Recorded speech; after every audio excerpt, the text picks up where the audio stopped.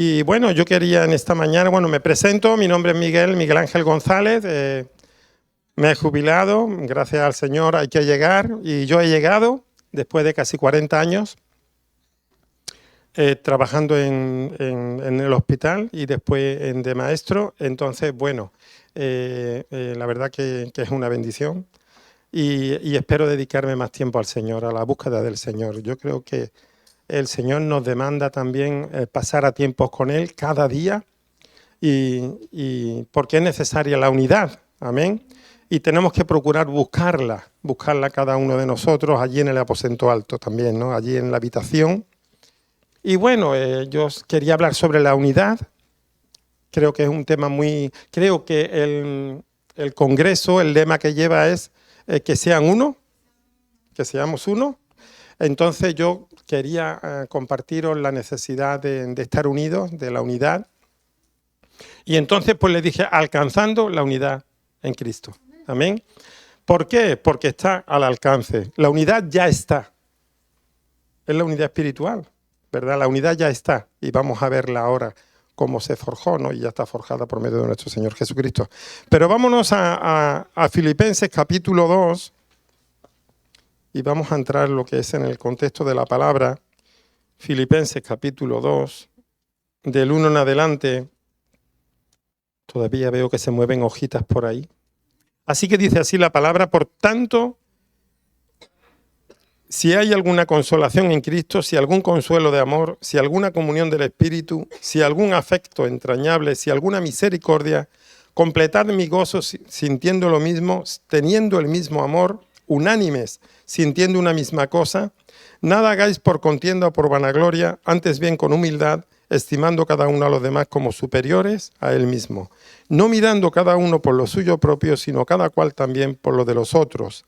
Haya pues en vosotros este sentir que hubo también en Cristo Jesús, el cual, siendo en forma de Dios, no estimó el ser igual a Dios como cosa que aferrarse, sino que se despojó a sí mismo, tomando forma de siervo, hecho semejante a los hombres, y estando en la condición de hombre, se humilló a sí mismo, haciéndose obediente hasta la muerte y muerte de cruz. Vamos a pararnos aquí. Muy bien, pues aquí está hablando el apóstol Pablo, ¿verdad? A la iglesia de Filipos. Y la iglesia de Filipos a mí me gusta mucho Hechos 16, porque aquí habla de la iglesia de Filipos. Filipos era una ciudad que en el segundo viaje misionero, el apóstol Pablo, en su segundo viaje misionero, decidió ir a recorrer las iglesias que había fundado en el primer viaje, y yendo allá por Asia, tuvo una visión, la visión de un varón macedonio. Estaba en Troas, iba para Galacia, y le dijo el varón macedonio: pasa a Macedonia y ayúdanos. Así que surge, esta iglesia surge de una visión sobrenatural que tuvo Pablo. Aparentemente fue la iglesia favorita de Pablo. Y él vio allí, en Hechos 16, vio cómo Dios se manifestaba, sobre todo en tres personas, de una forma muy maravillosa. Una fue Lidia, ¿verdad? Que dice que era una mujer que creía en Dios, judaizante, o sea, profesaba la religión judía, pero Dios la rescató, ¿verdad?, para que fuera libre y fuera cristiana. Se dice que fue la primera mujer, ¿no?, que es la primera conversión de Europa. O sea, fue una mujer, qué bendición, ¿no? Yo creo que lo sabíais, ¿no? Pero si no, mira el detalle, ¿no? Es muy importante. Dios la salvó del judaísmo, pero no solamente eso, sino que Pablo y Silas, cuando iban caminando, había una joven griega, ¿verdad?, que también tenía un espíritu de adivinación. Y dice que por día acompañaba a Pablo y a Silas, y estos son siervos del Dios Altísimo. Y Pablo tenía discernimiento de espíritu. ¿Y cuánta falta nos hace el discernimiento de espíritu? Pero hermanos y hermanas, eso está a merced nuestra. El Espíritu Santo ha dado dones, son dones espirituales, y el discernimiento de espíritu es un don espiritual, amén, que está al alcance nuestro, ¿por qué no? Y Pablo, como tenía discernimiento de espíritu, dice, tú aquí te estás pasando, hablando así para que nos entendamos. Entonces dice que lo reprendió y le echó él fuera el espíritu de adivinación, la liberó. Pero claro, había unos amos de ella, unos dueños que ganaban mucho dinerito con ella y claro, al cortarse esa bendición de parte de ella, pues lo denunciaron. ¿Y qué hicieron con Pablo y Silas? Lo metieron en la cárcel. Dice que el carcelero, justamente el carcelero dice que lo puso al final, allá más adentro, y lo ató bien atado, ató a los dos. Pero qué bendición más grande. Dice que a medianoche Pablo y Silas cantando, orando, cantaban o cantando, orando, como quiera llamarla. Eso se le llama adoración intercesora. Cantando, oraban al Señor. ¿Y qué pasó?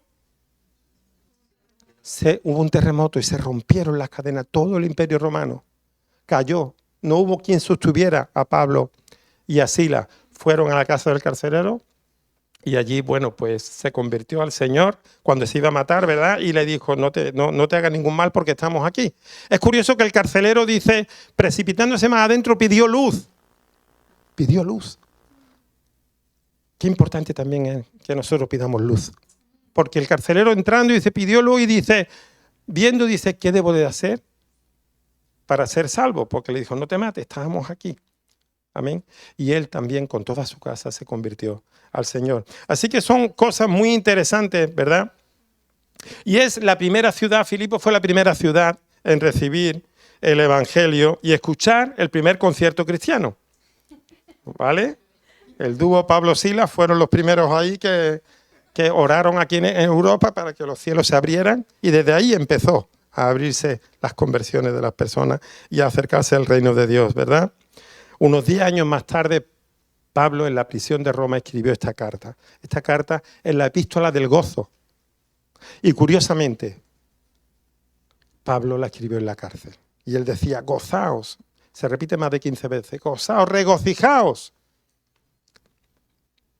Así que Pablo presenta en lo que hemos leído, volviendo otra vez al contexto de lo que estábamos leyendo, presenta a Cristo como modelo de la vida en los versículos que hemos leído al comienzo y realza la bella virtud cristiana que es la unidad.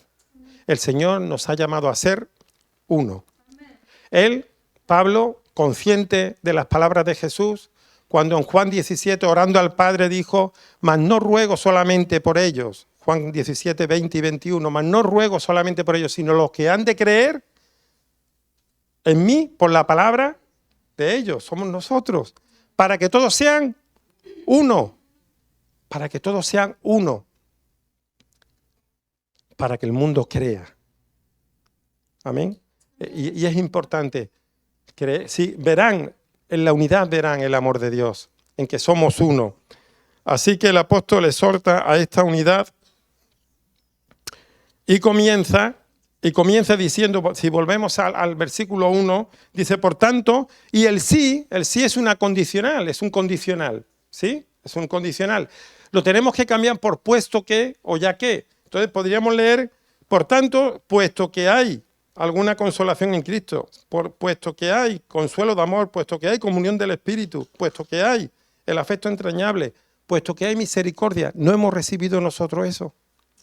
¿No hemos recibido alguna vez una palabra de consuelo? Y viniendo directamente del Señor, aparte de los hermanos que también nos han animado. Pues dice así, ¿verdad? Pues ya que hay todo esto, destaca 3 actitudes o disciplinas como creyente que hemos de cultivar.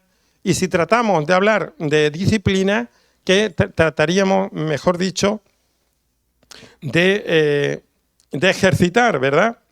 Hacer ejercicio de la disciplina. Y hemos de ponernos de acuerdo en estas cosas, unánime, porque él dice en el 2, completad mi gozo sintiendo lo mismo, teniendo el mismo sentir, unánimes. Esta palabra unánimes, ¿os suena? Cuando estaban los discípulos reunidos en el aposento alto, estaban unánimes allí, pero luego, el día de Hechos 2:1 nos dice que en el día de Pentecostés estaban todos unánimes juntos. Es decir, que aparece la palabra unánimes. Y aquí en este momento Pablo está diciendo unánimes, estar unánimes. teniendo el mismo sentir, ese sentir que hubo en Cristo Jesús. ¿Y a qué se refiere? Yo he sacado aquí tres actitudes que tenemos que cultivar o tres disciplinas que tenemos que ejercer. La primera sería amor, la segunda sería humildad y la tercera servicio.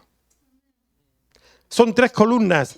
En la iglesia nosotros tenemos algunas columnas como aquí y están puestas, y casualmente esas tres están puestas como valores fundamentales de nuestra iglesia, cimientos donde el amor, la humildad y el servicio.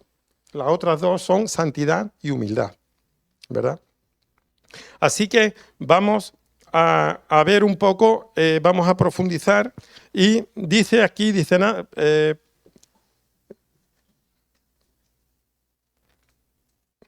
el 2 dice, completad mi gozo sintiendo lo mismo, teniendo el mismo amor.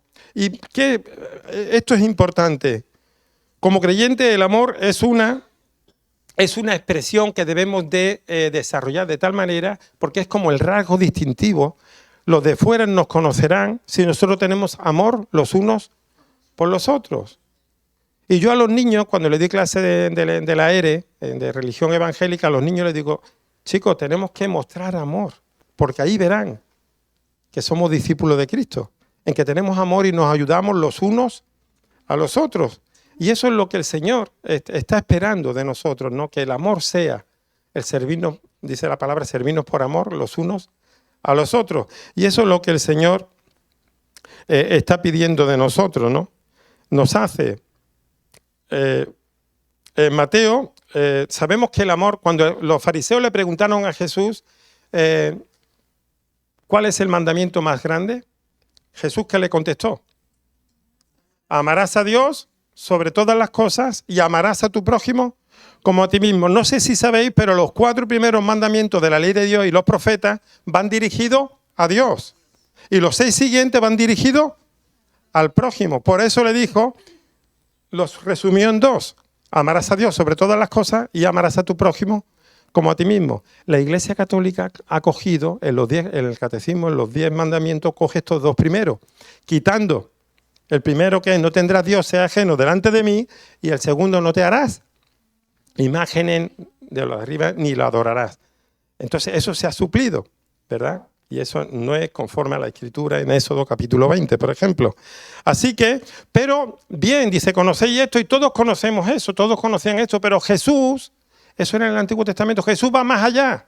Jesús, en Juan 13, 34 y 35 dice, un mandamiento nuevo os doy, que os améis unos a otros como yo os he amado.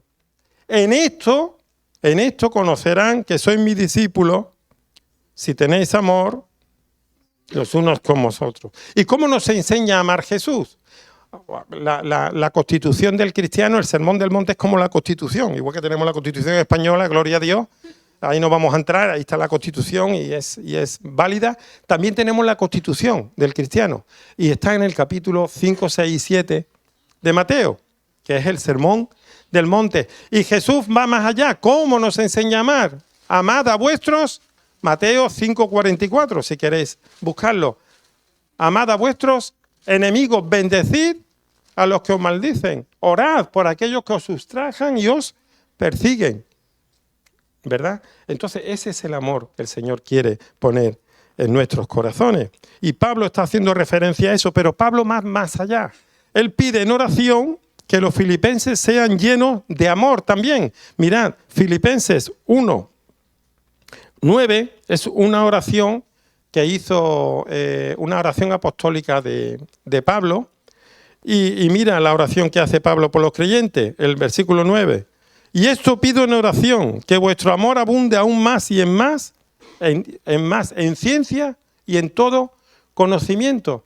Este amor que está pidiendo Pablo, que Dios nos dé en oración, en intercesión, va más allá del mero conocimiento de lo que yo he compartido antes.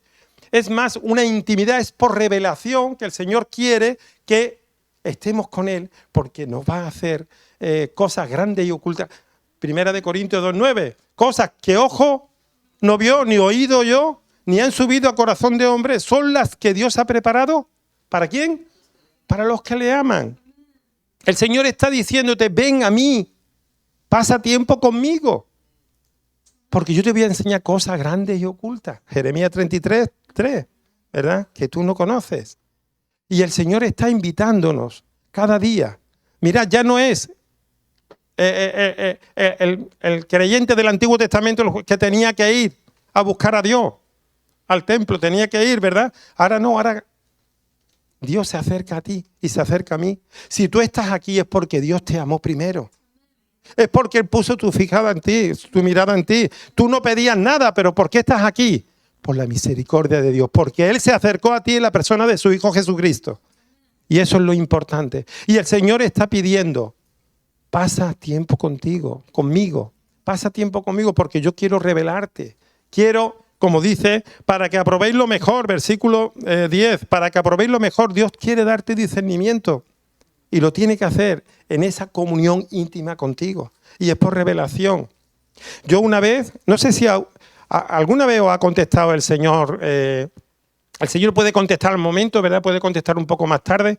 O a veces tarda tanto en contestar que cuando va a llegar no contesta. ¿Por qué? Porque ya dice, Señor, no. ¿Es así o no es así? Pero yo una vez le dije al Señor, una de tantas veces le dije al Señor, Señor, de lo profundo de mi corazón, quiero conocerte más. A mí me contestó el Señor al momento. ¿Sabéis lo que yo escuché? Pasa más tiempo conmigo. Y parece que hace ya tiempo, pero parece que fue ayer. ¿Quieres conocerme más? Pasa más tiempo conmigo. ¿El amor verdadero cuál es? A que si tú amas a alguien, quieres estar mucho tiempo con esa persona. Es así, el amor es así.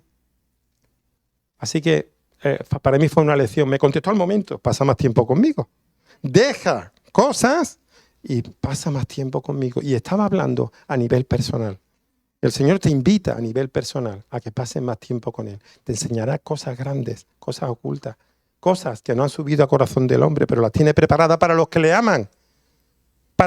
Claro, que se tienen que discernir lógicamente con el Espíritu, para tener discernimiento y saber qué cosas tengo que elegir, qué cosas son buenas y qué cosas son malas.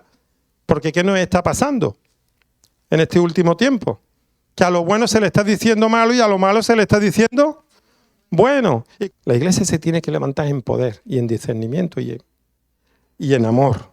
Ahora bien, mirad, volviendo otra vez al capítulo 2, versículo 3 de Filipenses, dice, esta unidad que está, no sé si recordáis las palabras de los versículos de Efesios 4.1, pero se me ha venido ahora.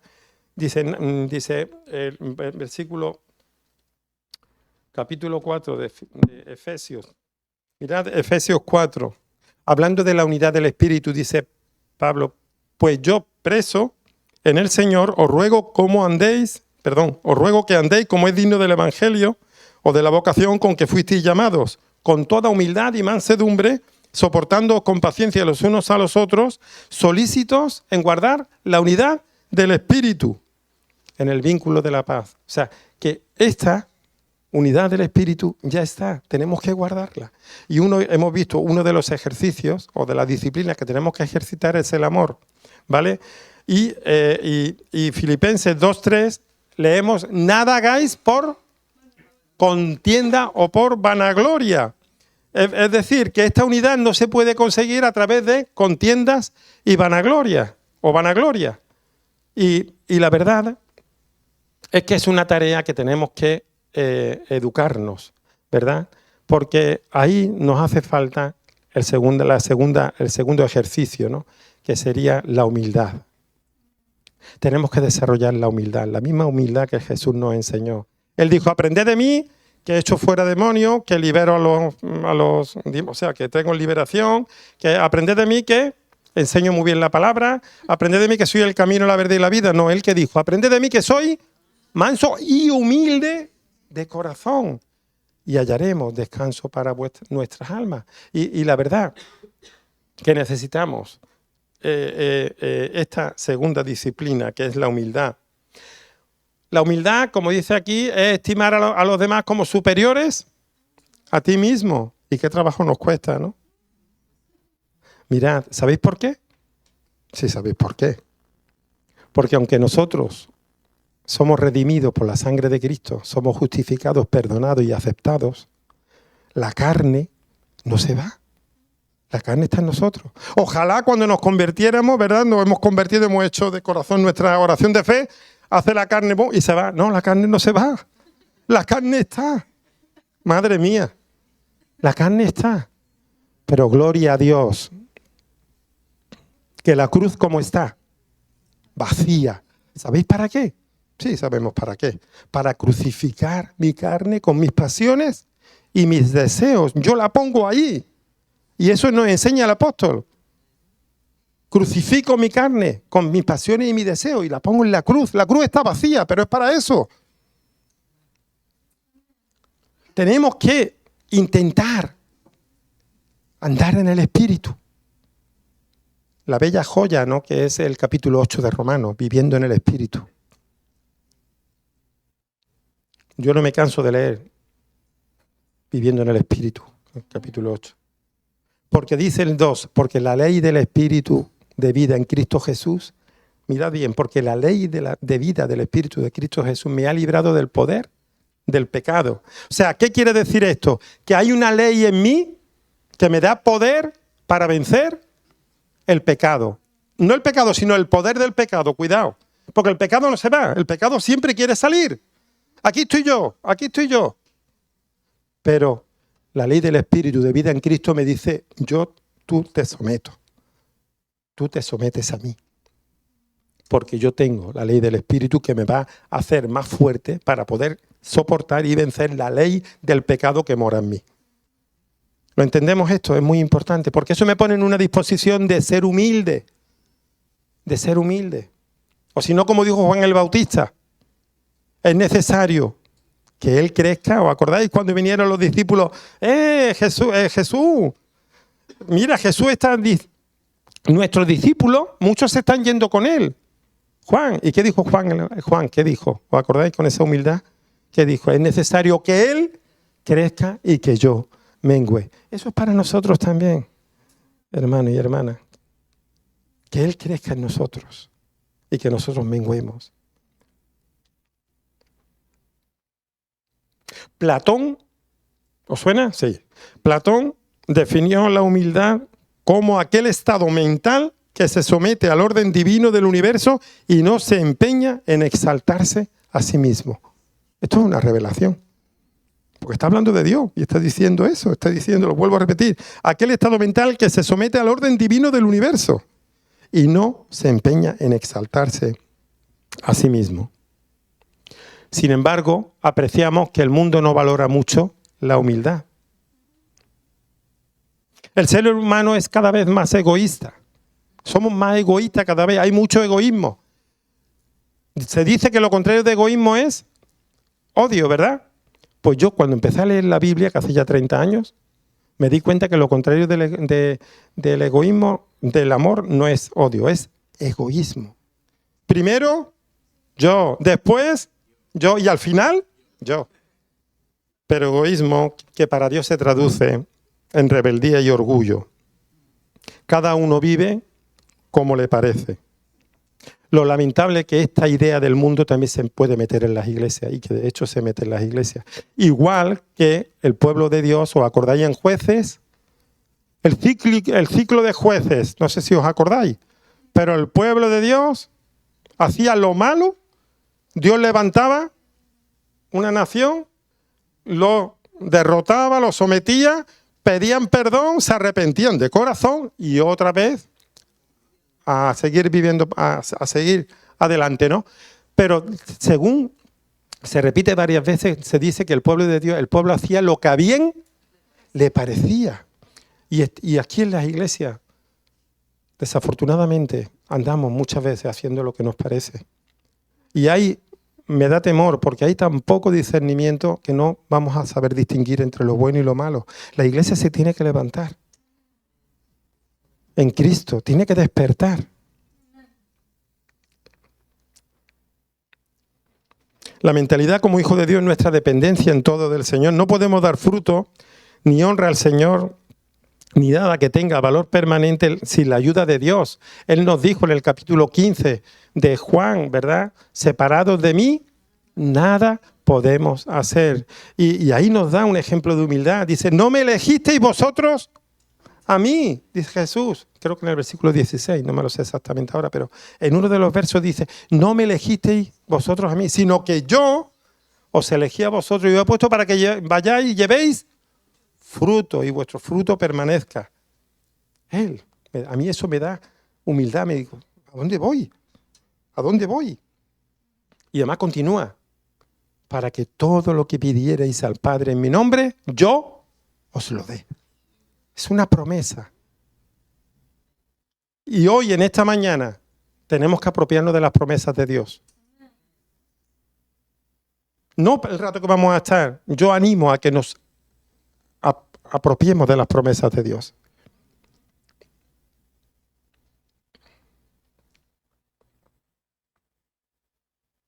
Para ser uno con Cristo hemos dejado a un lado el orgullo y la vanagloria.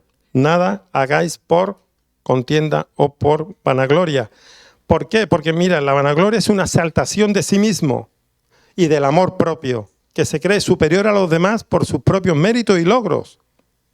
Y repito, que esta es la tendencia de la naturaleza humana. O sea, cuando venimos al Señor somos transformados por el poder del Espíritu Santo en imagen de Jesucristo.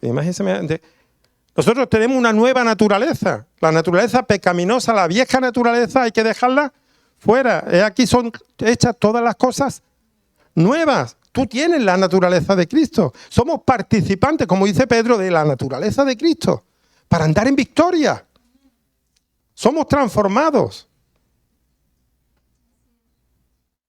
Dios ha derramado el amor suyo en nuestros corazones por el Espíritu Santo. Somos transformados, ¿verdad?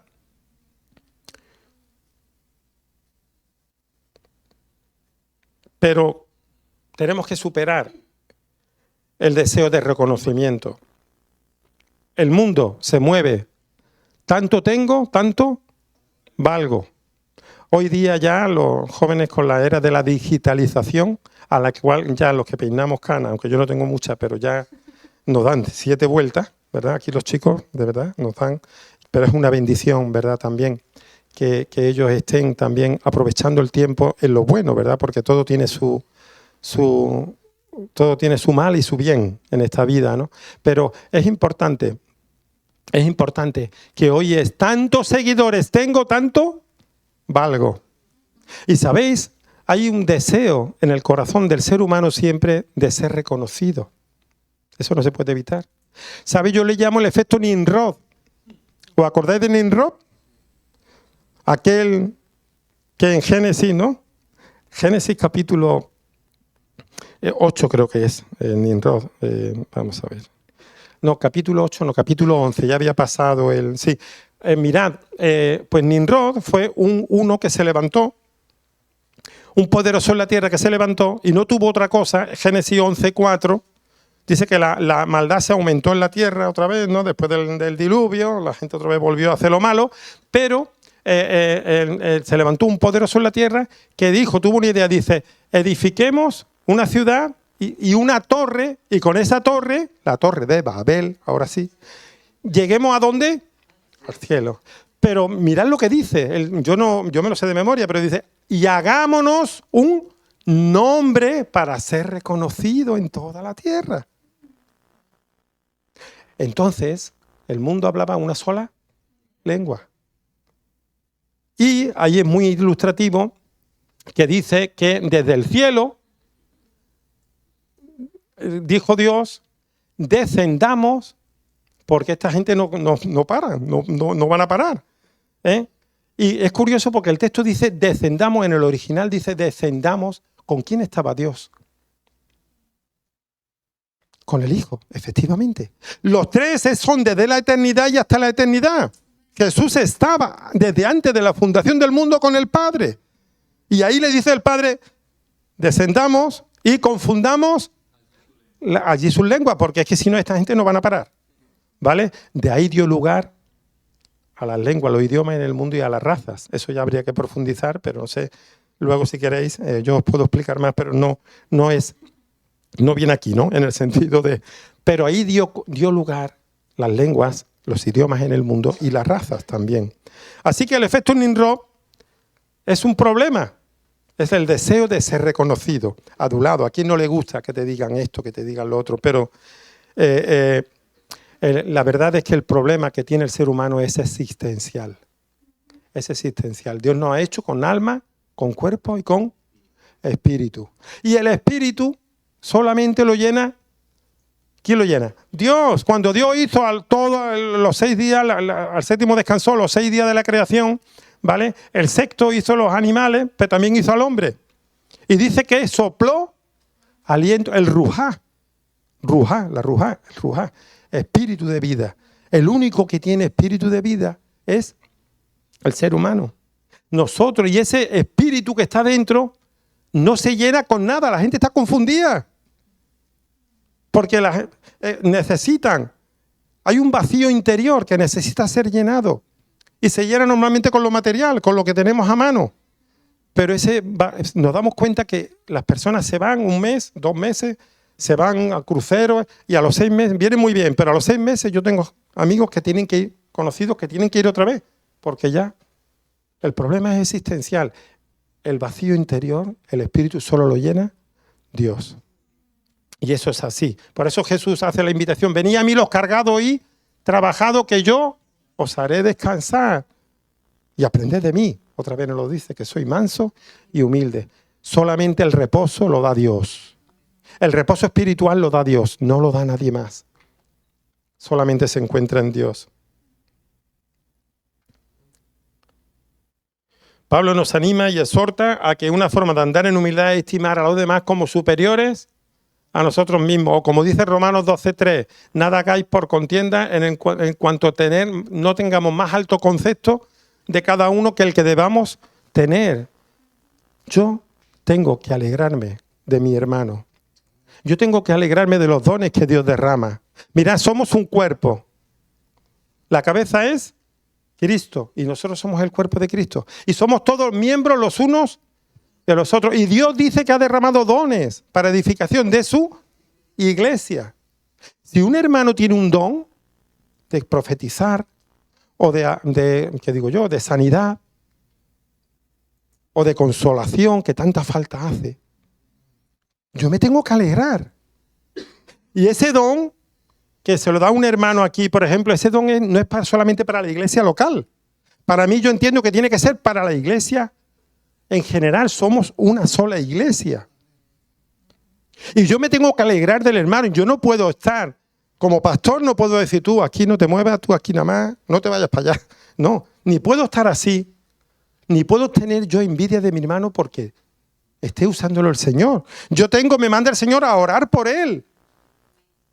A orar por él para que bendiga el cuerpo de Cristo, donde tenemos que seguir avanzando en la extensión del reino de Dios aquí en Málaga. Somos ya 1.800.000 personas en Málaga. Y como yo le enseñaba a la hermana, hay inmigrantes que están viniendo.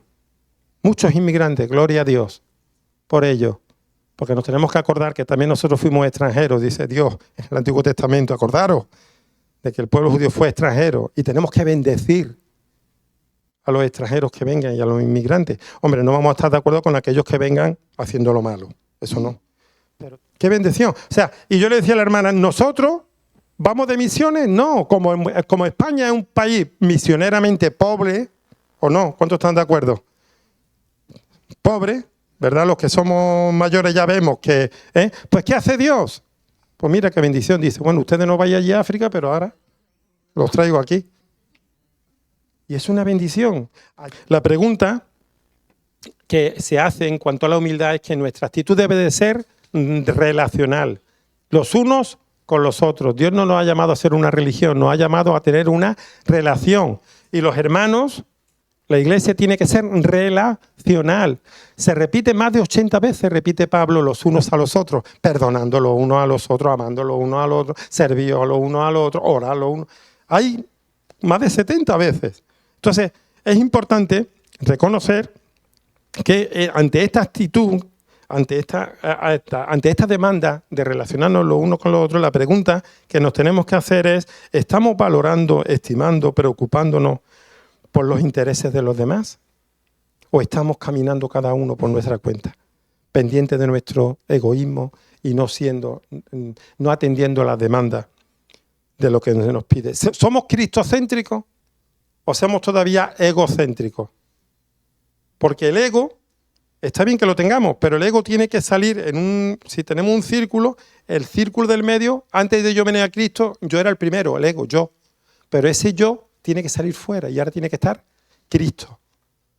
El yo está junto a mi trabajo, a mi esposa, a mi familia, a la iglesia. Ya no vivo yo, sino Cristo vive en mí. Y a eso es lo que el Señor nos está llamando. Entonces hay que preocuparse por los intereses de los demás.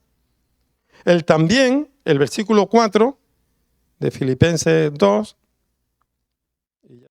no mirando cada uno por lo suyo propio, sino cada cual también por lo de los otros. Eso de también, eso implica a las demás personas. Estamos nosotros valorando y preocupándonos por los demás como el Señor nos pide, o andamos cada uno por nuestra cuenta. Y hablo de la familia. La familia es una cosa que el Señor está pidiendo. Las relaciones que sean fuertes y poderosas, porque la iglesia es como una familia. Y la sanidad de la iglesia está en base a la sanidad que hay dentro de las familias.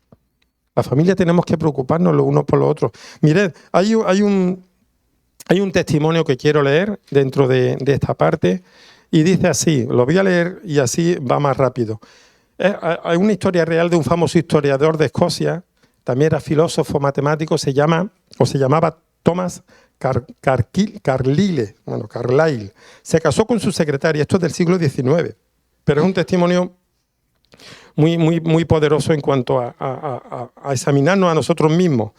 Dice, se casó con su secretaria Jane Welch. Ella sirvió o siguió trabajando para él, pero cayó enferma. Tomás era un devoto de su trabajo y no pareció darse cuenta de la enfermedad de su mujer, de forma que permitió que siguiera trabajando. Tenía cáncer y finalmente tuvo que permanecer en cama. Aunque Tomás la amaba mucho, no tenía tiempo para estar con ella o preocuparse por ella. Poco tiempo después murió. Tras el funeral, Tomás fue a la habitación de Jane, vio su diario sobre la mesa y comenzó a leerlo. En una página en blanco había escrito solo una línea que decía: ayer estuvo 1 hora conmigo y fue como estar en el cielo. Le quiero mucho. Con tanta ocupación, Tomás no se había dado cuenta de lo mucho que significaba para Jane. Recordó las tantas veces que había estado tan afanado con su trabajo que la ignoraba. No se dio cuenta ni de su sufrimiento ni de su cariño. Volviendo a la página, leyó unas palabras que jamás olvidaría. He esperado todo el día a oír sus pasos por el pasillo, pero ya es demasiado tarde y no espero que venga hoy. Dejó el diario donde lo había encontrado y salió corriendo de la casa. Sus amigos lo encontraron al lado de su tumba, cubierta de barro. Tenía los ojos rojos de tanto llorar desconsoladamente. Si lo hubiera sabido, se lamentaba. Tras la muerte de Jane, este hombre dejó de escribir. Y podéis buscarlo en Google, yo lo he buscado la historia y está como un hecho real, ¿no? Y la pregunta es, ¿cómo es? Esto nos hace ver cómo está tu relación con los seres queridos, porque muchas veces, no sé si os habéis dado cuenta, pero es así, no valoramos lo que tenemos hasta que no lo tenemos. Y no hace falta que la persona muera, sino que se va y dice, oh. Y muchas veces también Dios permite estas situaciones difíciles para sacar lo peor de nosotros mismos. Es así, ¿verdad? Dios quiere que nos preocupemos y que andemos en esa humildad que el Señor nos está llamando. Y servir, porque esto es servir, también es dar nuestro tiempo. Y el servir es la vocación de la iglesia. Y con esto ya termino. Sería la tercera disciplina, ¿verdad? Sirviendo a la iglesia. La expresión del amor es el servicio. Mirad, yo amo mucho a mi mujer. Yo sé que aquí ustedes amáis mucho a vuestros cónyuges, ¿sí o no? Y a vuestros hijos, ¿verdad? Pero el amor sirve, ¿a que sí? Yo amo tanto a mi mujer que la sirvo. ¿Qué quiere que haga? La parte, que la última palabra la tengo yo, cuidado. Sí, sí, yo digo siempre, cuando ella dice algo, digo lo que tú digas, cariño. ¿O no? Ahí, ¿verdad? Sí, querida, lo que tú digas, cariño. Entonces, pero a mí no me importa servirla, porque lo hago por amor. Es tanto el amor que le tengo que no me cuesta trabajo. Ese mismo amor es el que el Señor quiere poner en ti y en mí. Ese mismo amor es el que yo le estoy pidiendo al Señor por las personas que están en la calle. Y me constan que ustedes hacen una labor estupenda en cuanto a evangelismo. Me encanta. Y el Señor os siga ayudando a salir a las calles y a recoger y sobre todo a predicar el Evangelio, ¿no? Porque eso es amor. Y yo le estoy pidiendo al Señor ese amor. Un amor que yo vea al necesitado y yo le hable del Señor. Porque al fin y al cabo se trata de salvar el alma, no salvar el cuerpo. El cuerpo se lo comen los gusanos, ya lo sabemos. Es el templo del Espíritu Santo, ¿verdad? No vale para nada, sino para lo carnal, ¿verdad? Para la envidia. Pero tenemos que amar. Y tenemos que amar de una forma, como he dicho, sirviendo. La sirvo con generosidad. Juan, capítulo 14, versículo 1, dice, no se turbe vuestro corazón, ni tenga miedo. Hemos cantado aquí esta mañana la batalla del Señor. Mirad, el Señor nos ha dado unas armas poderosas para la destrucción de fortalezas. La oración, la palabra de Dios, la comunión con los hermanos, la verdad. Y tenemos que hacer frente. Jesús dijo, no se turbe vuestro corazón. Hay algo que quizás estás sintiendo que no estás viendo salida. Y el Señor te dice, no se turbe tu corazón. Turbar es perturbar, es confundir. ¿Y de quién viene eso? Viene totalmente del diablo. Y ya tenemos que conocerlo. Porque hay tanta perversión que viene de parte de él que ya tenemos que conocerlo. Estamos en los últimos tiempos. Dios quiere levantar una iglesia con poder, porque si no, ¿cómo le vamos a hacer frente a tantos problemas de salud mental? Que el diablo, que Jehová lo reprenda, es el que trae un espíritu de engaño y de mentira a tu mente. Juan 14, 27 te dice, amén, otra vez el Señor nos está diciendo, está hablando de la promesa del Espíritu Santo. No se turbe vuestro corazón, la gente necesita paz. No se turbe vuestro corazón ni tengáis miedo. Mirad, el Señor no te condena. El Señor no te culpa. ¿O sí? El Señor no culpa, el Señor no te condena. Eso lo hace el enemigo. Y el Señor te quiere liberar mediante sus promesas de la culpa, de la condenación, del temor. Te quiere librar. Tenemos que agarrarnos a las promesas del Señor. La promesa está en su palabra. Y yo me tengo que enfrentar al enemigo con la palabra de Dios, porque es la que tiene poder. No como Miguel, ¿a dónde voy? No, sino con la palabra de Dios. Y el Señor nos ha dado autoridad, nos ha dado potestad. Pero déjame decirte, pídele al Señor que quite toda incredulidad de ti en esta mañana. Porque pedimos fe, pero os digo una cosa, la fe es fácil. ¿Sabéis la diferencia entre fe y confianza? La fe, muy bien, tenemos que tener fe, gloria a Dios. Y cada uno ha repartido Dios una medida de fe, chica o grande, pero gloria a Dios. Pero la fe va bien muchas veces cuando todo va bien. Pero cuando va la cosa que no es como tú quieres, ¿qué pasa?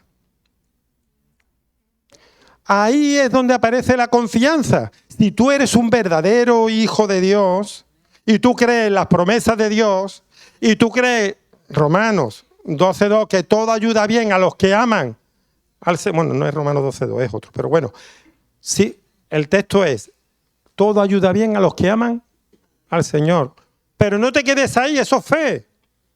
Pero conforme a su propósito son llamados. Muchas veces el Señor nos hace pasar por dificultades, penalidades, para el propósito que está en ti, hacerlo bien.